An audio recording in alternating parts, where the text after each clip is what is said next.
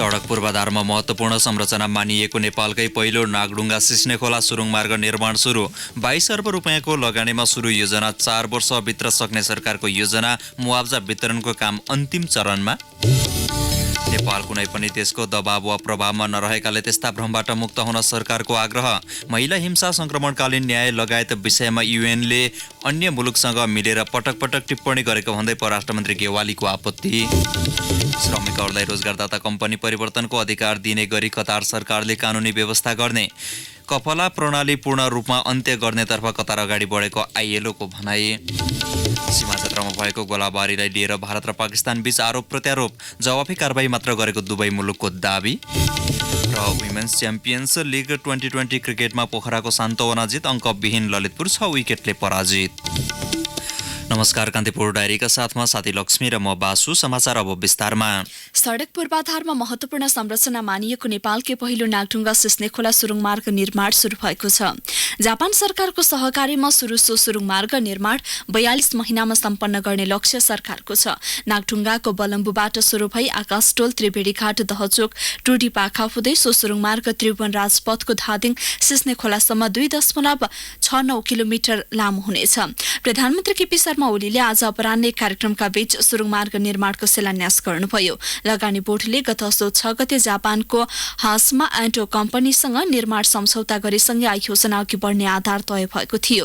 शिलान्यास भए पनि जग्गा अधिग्रहण लगायत अन्य प्रक्रिया पूरा गरेपछि आगामी डिसेम्बरबाट सुरुङ मार्ग निर्माण सुरु गर्ने आयोजना प्रमुख श्यामप्रसाद खरेलले जानकारी दिनुभयो। त्यसका लागि जाइकाले 16 अर्ब रुपियाँ सहयोग गर्ने र 6 अर्ब नेपाल सरकारले आन्तरिक स्रोतबाट परिचालन गर्ने जनाइएको छ। करिब 6 अर्ब रुपियाँ स्थानीय पीडितलाई मुआवजा वितरणमै खर्च हुनेछ। काठमाडौँको चन्द्रगिरी नगरपालिकाको वडा नम्बर 1, 3 र 5 का पीडितलाई मुआवजा वितरण भइरहेको छ।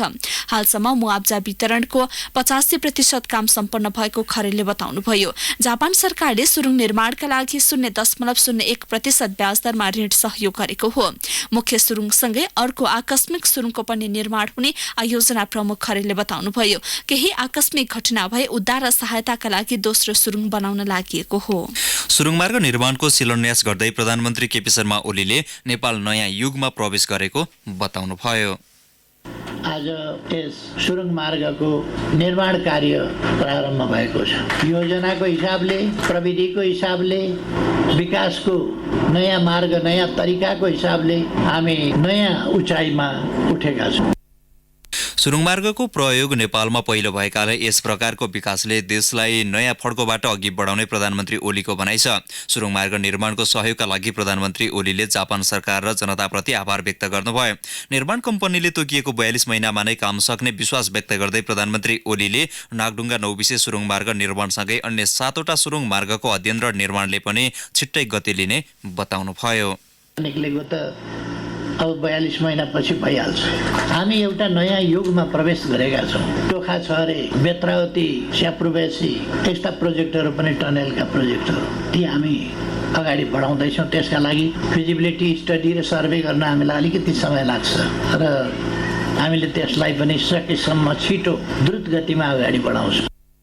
सरकार विकास निर्माणलाई गति दिन अघि बढिसकेको भन्दै प्रधानमन्त्री ओलीले 4 र 6 लेनको सडक सञ्जालको तीव्र विस्तार भएको बताउनुभयो। परराष्ट्र मन्त्री प्रदीप गेवालीले नेपाल कुनै पनि देशको दबाव वा प्रभावमा नरहेको स्पष्ट गर्दै त्यस्ता भ्रमबाट मुक्त हुन सबैलाई आग्रह गर्नुभएको छ। राष्ट्रपति विद्यादेवी भण्डारीको नेतृत्वमा भएको म्यानमार भ्रमणमा सहभागी भएर स्वदेश फर्कने क्रममा त्रिभुवन अन्तर्राष्ट्रिय विमानस्थलमा सञ्चारकर्मीसँग मन्त्री गेवालीले नेपालमाथि कुनै पनि विषयमा कुनै देशले दबाव नदिएको बताउनुभयो। हालै चीनका राष्ट्रपति सी जिनपिङले गरेको नेपालको राजकीय भ्रमणका बेला चीनसँग प्रत्यर्पण सन्धि बाह्य दबावका कारण हुन नसकेको भन्ने सञ्चारकर्मीको जिज्ञासामा उहाँले यस्तो बताउनु भएको हो। उहाँले भन्नुभयो, अन्तर्देशीय आपराधिक गतिविधि बढेका सन्दर्भमा पारस्परिक कानूनी सहायता सन्धि हुन सामान्य हो। उपयुक्त समयमा हामी चीनसँग प्रत्यर्पण सन्धि गर्छौं। नेपाल भ्रमण वर्षलाई सफल तुल्याउन नेपालमा आयोजना गरिने प्रवर्धनात्मक कार्यक्रममा सहभागी हुन म्यानमारका असिस्टेन्ट काउन्सिलर आङ सान सुची काठमाडौँ आउने जानकारी दिँदै मन्त्री गेवालीले त्यहाँका नागरिकले लुम्बिनी लुम्बिनी वा काठमाडौँ र म्यानमार बीच सीधा हवाई सम्पर्क कायम हुनुपर्नेमा जोड दिएको बताउनुभयो। यसैबीच महिला हिंसा, संक्रमणकालीन न्याय लगायतका विषयमा संयुक्त राष्ट्रसंघ युएनले अन्य मुलुकहरूसँग मिलेर पटक पटक संयुक्त विज्ञप्ति मार्फत टिप्पणी गरेको भन्दै परराष्ट्र मन्त्री गेवालीले आपत्ति जनाउनुभयो। नेपाल स्थित युएनको कार्यालयले पछिल्लो पटक असोज 17 गते नेपालमा रहेका Australia, Finland, France, Norway, Switzerland र बेलायतका दूतावासहरूसँग मिलेर महिला विरुद्धको हिंसाका बारेमा संयुक्त विज्ञप्ति निकालेको थियो।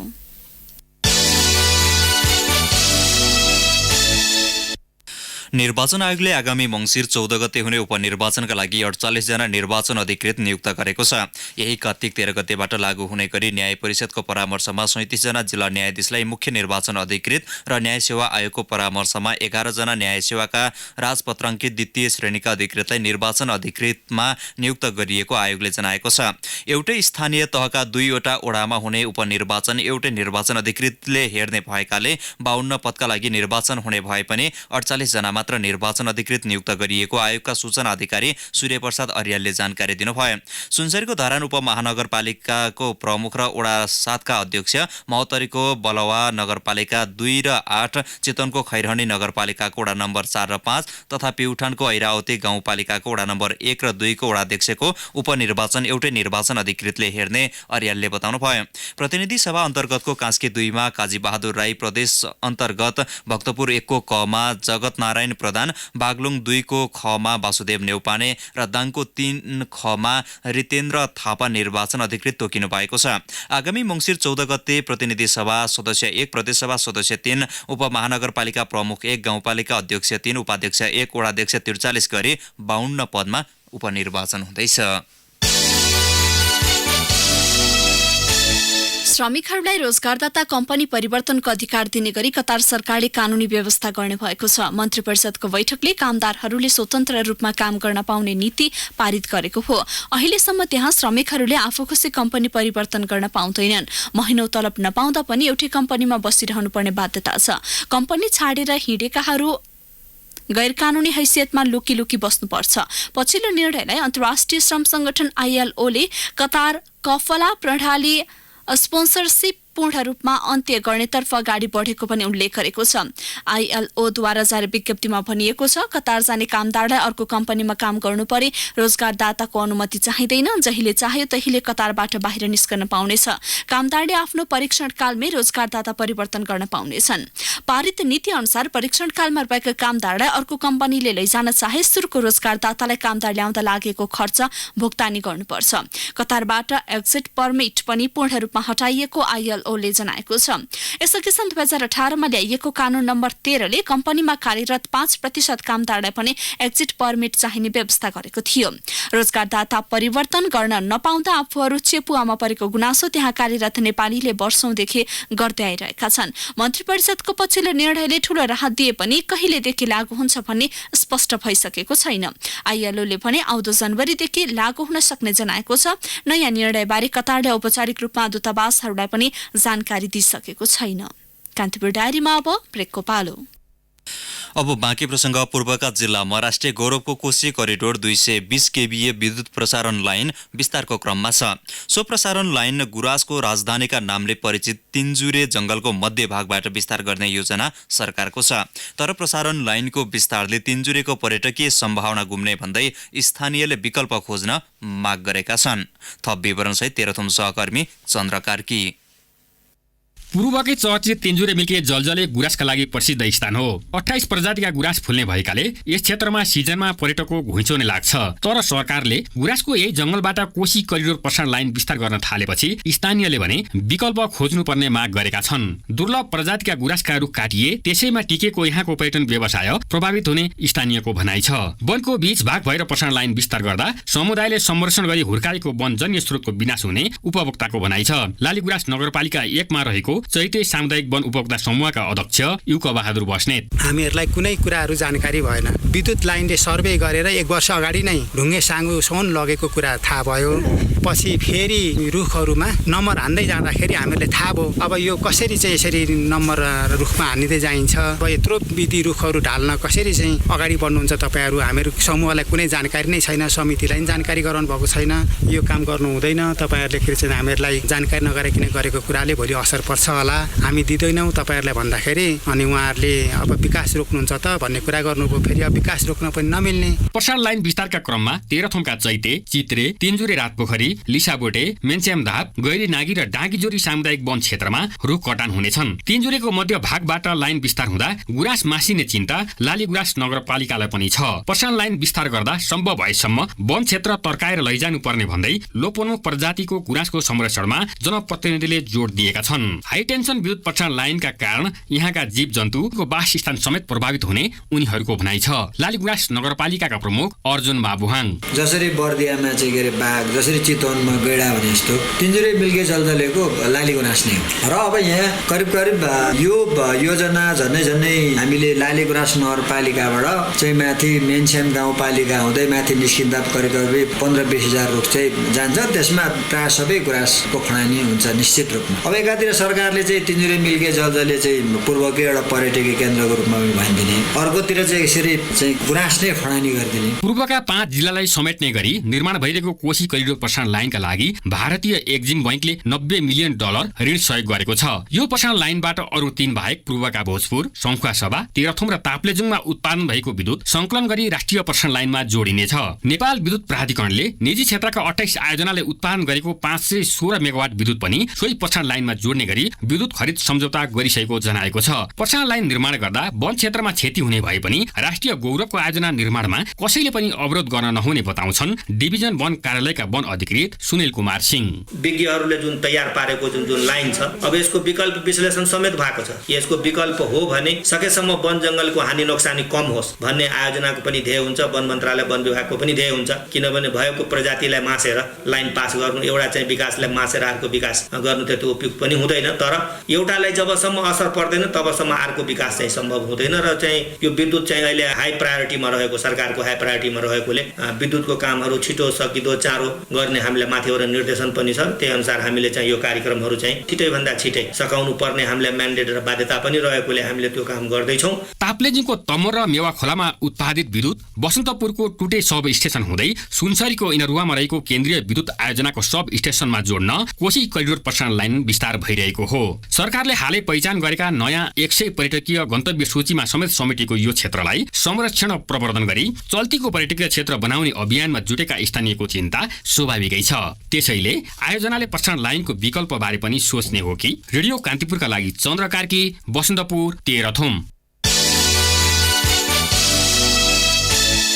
काठमाडौँको बौद्ध नयाँ बस्तीबाट प्रहरीले नक्कली नोटसहित 3 जनालाई पक्राउ गरेको छ।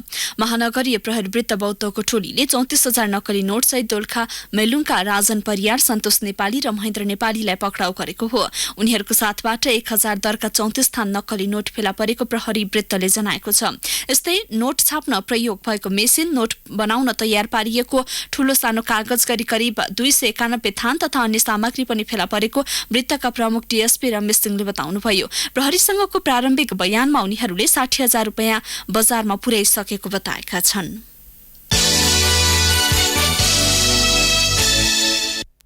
रूपन्देहीको सैना मैना नगरपालिका स्थित लामी रहमा बहुद्देशीय उच्च बाँध निर्माण हुने भएको छ। चुरे संरक्षण, जमिन मुनिको पानी रिचार्ज, सिंचाई र जल पर्यटन प्रवर्धन गर्ने उद्देश्यसहित बाँध निर्माण योजना अघि बढेको छ। सैना मैना नगरपालिकाको अगुवाईमा राष्ट्रपति चुरे संरक्षण विकास समितिले काम गरेको हो।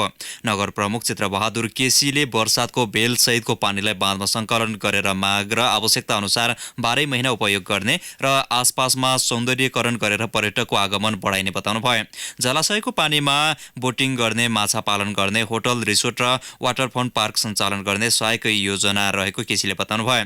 राष्ट्रपति चुरे संरक्षण विकास समितिले 40 मिटर अग्लो बाँध सहितको जलाशय निर्माण गर्न चालु आर्थिक वर्षमा बाँधको विस्तृत अध्ययन प्रतिवेदन तयार गर्दैछ। समितिको बुटवल कार्यालय प्रमुख अजय कार्कीले बाँध निर्माणको लागि पहिलो चरणमा 30 लाख बजेट विनियोजन गरिएको बताउनु भयो।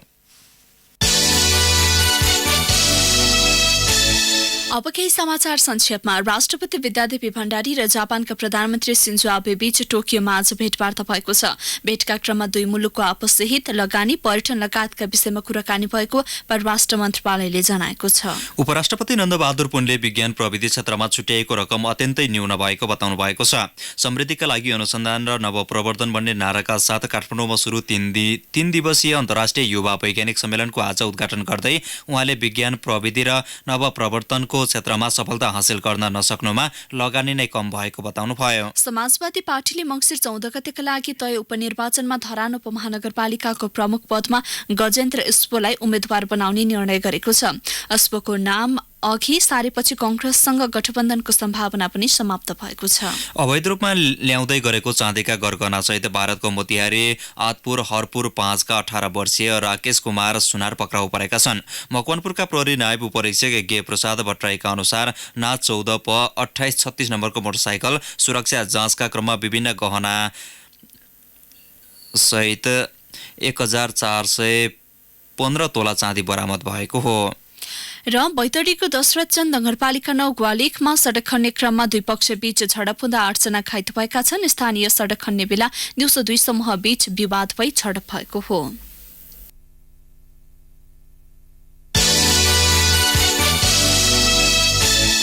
कान्तिपुर डायरीमा अब उदयपुर डायरीको पालो।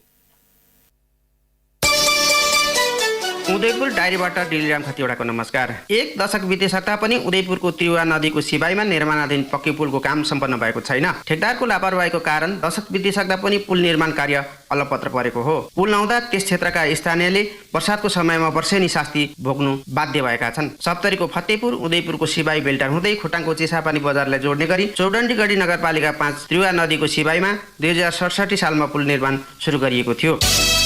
उदयपुरको पश्चिम उत्तर क्षेत्रका किसान फेरि गाँजा खेतीमै फर्किएका छन्। झन्डै 3 वर्ष यता गाँजा खेती छोडेर विकल्प खोज्दै बसेका किसानहरू कुनै विकल्प नभएपछि पुनः गाँजा खेतीमा फर्किएका हुन्। 2 दशक बढी गाँजा खेतीमा लागेका किसान सरकारी स्तरबाट त्यसको विकल्प पर्खाइमा थिए। 2048 यता झन्डै 25 वर्ष ताप्ली गाउँपालिका र आसपासको क्षेत्रमा गाँजा खेती हुँदै आएको जानकारहरू बताउँछन्। पछिल्लो 3 वर्ष सङ्घ, प्रदेश र स्थानीय सरकारले गाँजाको विकल्प अन्य खेती दिन्छ कि भन्ने आशमा संलग्न किसान परिरहेका थिए। तर सोचे जस्तो र गाँजा जस्तै मनकी आमदानी दिने विकल्प नहुँदा फेरि गाँजा खेतीमा लागेको स्थानीय किसानहरूको भनाइ छ।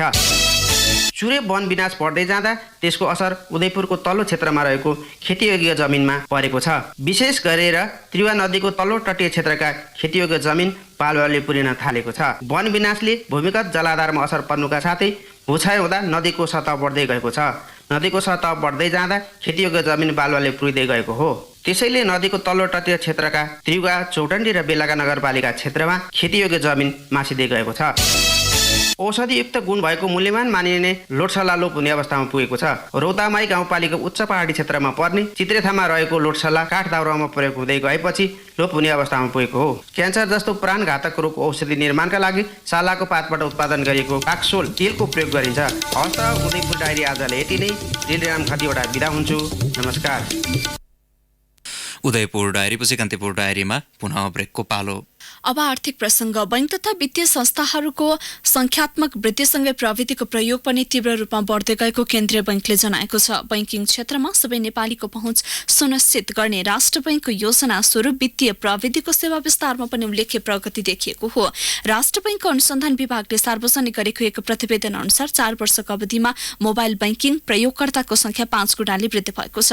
2073 सालमा 17,55,000 प्रयोगकर्ता भएकोमा गत असार मसान्तसम्म 83,47,000 पुगेको केन्द्रीय बैंकको प्रतिवेदनमा उल्लेख छ।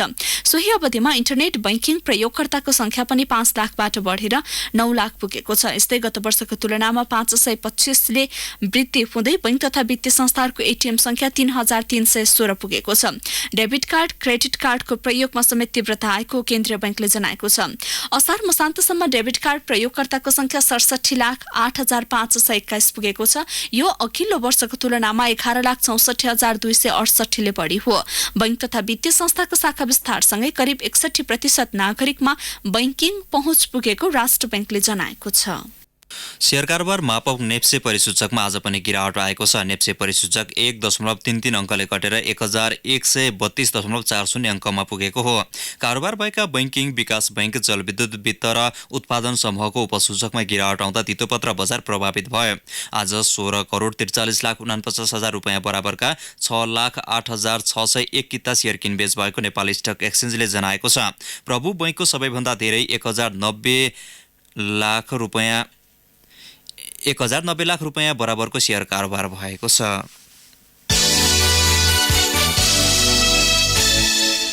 अब अन्तर्राष्ट्रिय समाचार। विवादास्पद कश्मीर स्थित सीमा क्षेत्रमा गोलाबारी भएपछि भारत र पाकिस्तान बीच पुनः तनाव बढेको छ। गोलाबारीलाई लिएर दुवै मुलुक आरोप प्रत्यारोपमा उत्रिएका छन्। सन् 2030 मा भएको युद्धविराम सम्झौता भंग गरेको आरोप उनीहरूले एकअर्कालाई लगाएका छन्।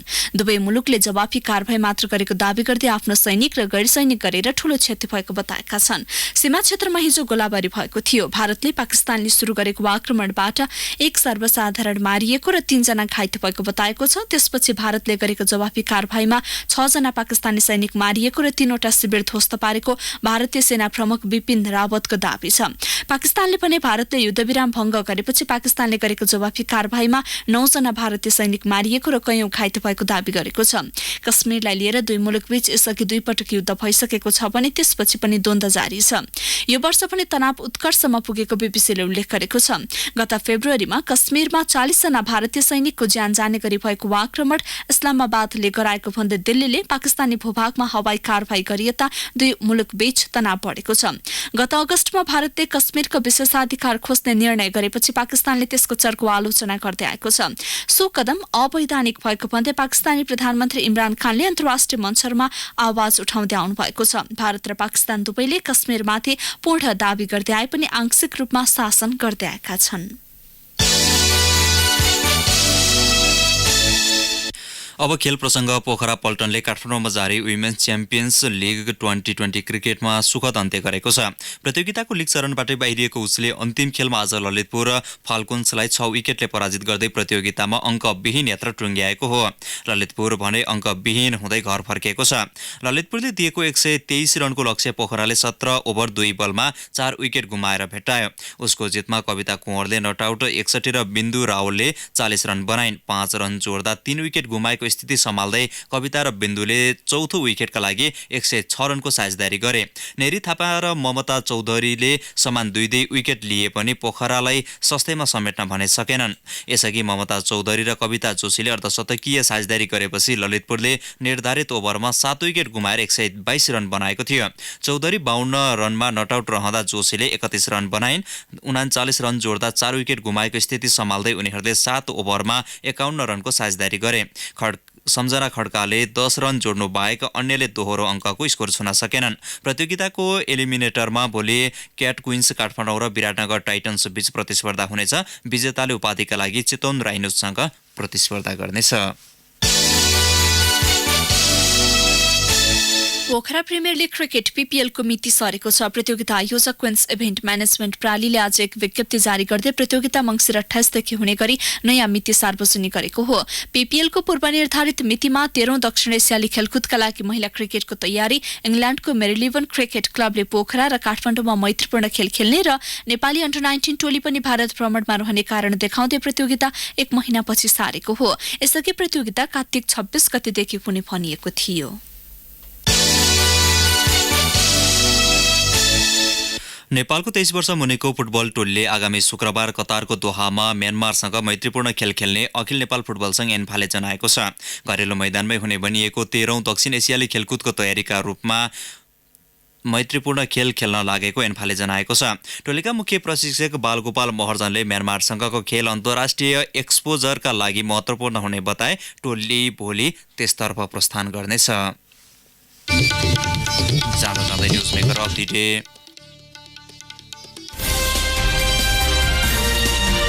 The news maker of the day. सडक पूर्वाधारमा महत्त्वपूर्ण संरचना मानिएको नेपालकै पहिलो नागढुङ्गा सिस्नेखोला सुरुङ मार्ग निर्माण सुरु भएको छ। जापान सरकारको सहकार्यमा सुरु सो सुरुङ मार्ग निर्माण 42 महिनामा सम्पन्न गर्ने लक्ष्य सरकारको छ। प्रधानमन्त्री केपी शर्मा ओलीले आज अपराह्न एक कार्यक्रमका विश्व सुरुङ मार्ग निर्माणको शिलान्यास गर्ने क्रममा राख्नुभएको धारणाको सम्पादित अंशलाई आजको न्युज मेकर अफ द डेमा प्रस्तुत गर्दै कान्तिपुर डायरीबाट भने सहकर्मी लक्ष्मी र म बासु बिदा हुन्छौँ। नमस्कार, शुभरात्रि।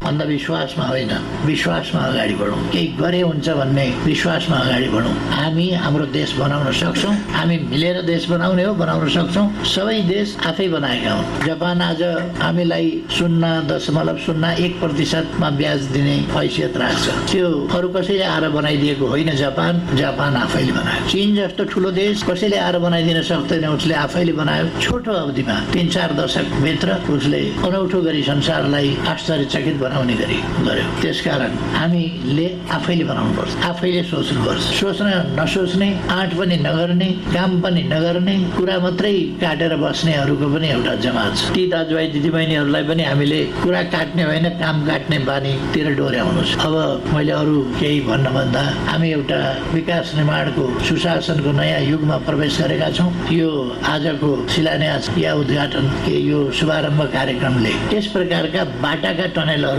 यो पहिलो टनेल हो। यसकारण यस क्षेत्रमा पनि हामी प्रवेश गर्यौँ। एउटा नयाँ उचाइ हो। त्यसै गरी हामी हरेक क्षेत्रमा अगाडि बढ्दै जाउँ, आत्मविश्वास बढाउँदै लैजाउँ। सबैमा धेरै धेरै शुभकामना भन्न चाहन्छु।